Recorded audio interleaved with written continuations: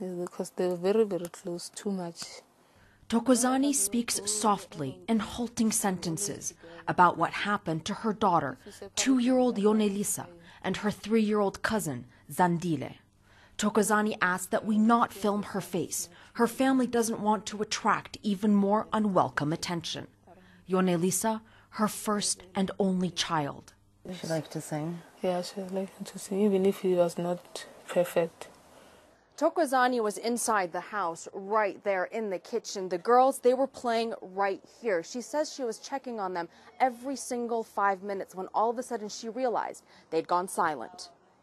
They disappeared. The community rallied. The police were alerted, all helping in the search. It's every parent's worst nightmare, and especially here, where the struggle to protect the innocent is even greater. The sprawling, densely populated township of Diepsloot on the outskirts of Johannesburg is one of the most violent places in the country. A few days after the girls went missing, their tiny, lifeless bodies were found in one of the public toilets. The girls had been raped and murdered. Thokozani can't bring herself to speak about it. I'm trying to be strong.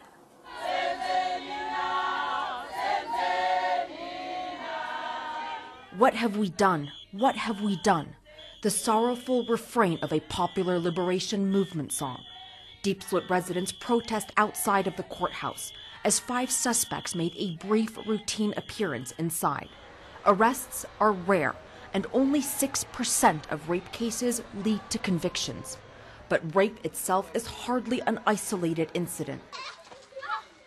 South Africa has one of the highest rates of sexual violence in the world, but many victims stay silent. If you take into account the fact that rape is so underreported, no, I mean, there are several rapes every minute in this country, by our estimate. Jukes has been researching South Africa's rape epidemic for 2 decades. She says the majority of known victims are adult women, but some 15% are children under the age of 11.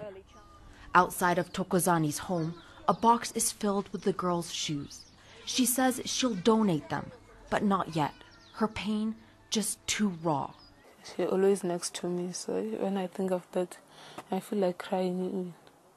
All she has left is a crumpled missing child poster, and any little girl here could be next. Arwa Damon, CNN, Diepsloot, South Africa.